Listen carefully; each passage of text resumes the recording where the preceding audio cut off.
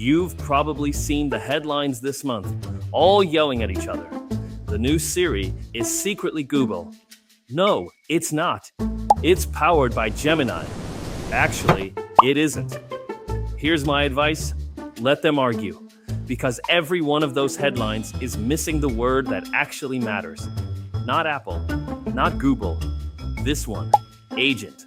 Your phone is about to get an assistant that doesn't just answer you, it goes and does things for you. So today, what on earth is an AI agent, and should you be using one yet? Hey there, welcome back to Everyday AI Made Simple. I'm Alan, and yes, still the AI version of me. New here? That's Sam, our resident everyday human, here to ask the questions you're already thinking. Let's get into it. In the next few minutes, you'll know exactly what an AI agent is, in plain English. You'll see what they can actually do today. And most important, whether it's worth your time yet, and how to stay safe if you try one. Okay, you already know the well-read friend, our little stand-in for AI. You ask it something, it answers. That's a chatbot. It talks. An agent is that same friend, but instead of just telling you the answer, it gets up, grabs its bag, and goes and does the task. Here's the whole thing in one line. A chatbot answers. An agent acts. Picture it like this. A regular chatbot is a brilliant assistant who's glued to their chair. You ask, what's a good Italian place near me with a table at 7? And they tell you. An agent is that same assistant, except now they'll get up, open the booking site, find the table, type in your details, and hold it for you. Same brain. But now, it's got hands. So how does it actually work? 3 simple steps, and they're exactly what you do online every day. It looks at the screen, it plans the steps, then it does them.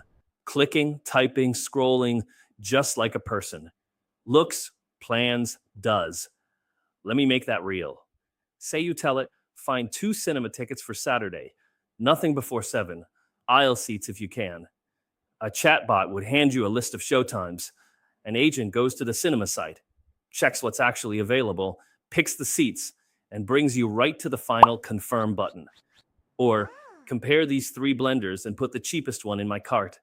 It visits the sites, reads the prices, loads up the cart, and you just hit buy.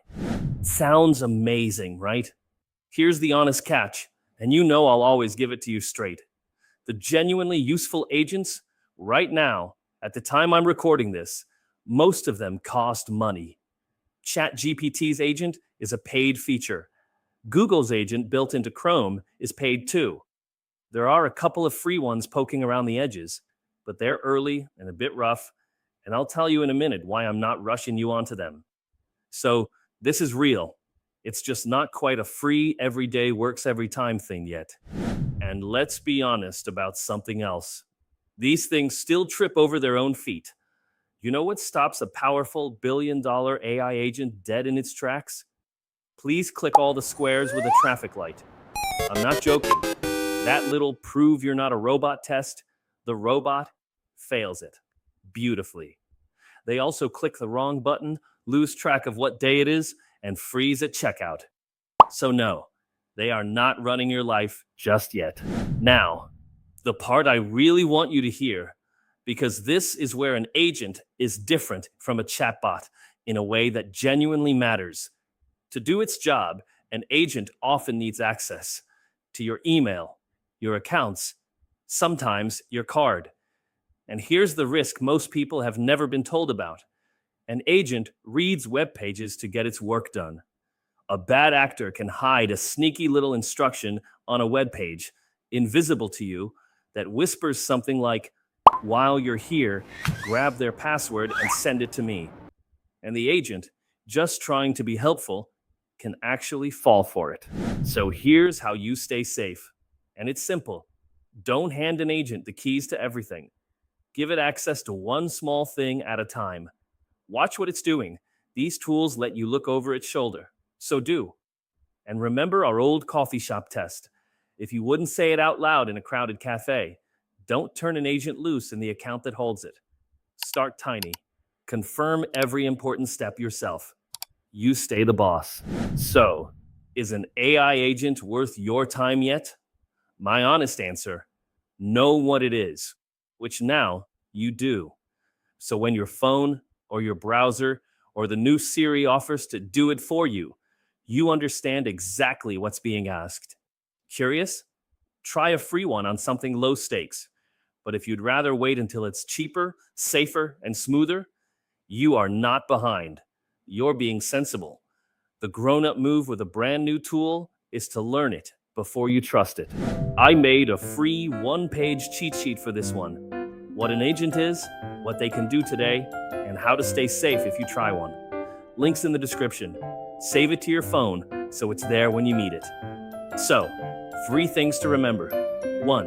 A chatbot answers, an agent acts. 2.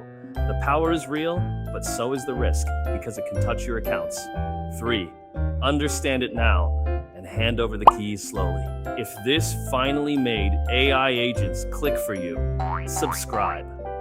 That's the whole reason this channel exists. And tell me in the comments, would you let an AI book your dinner? Genuinely curious.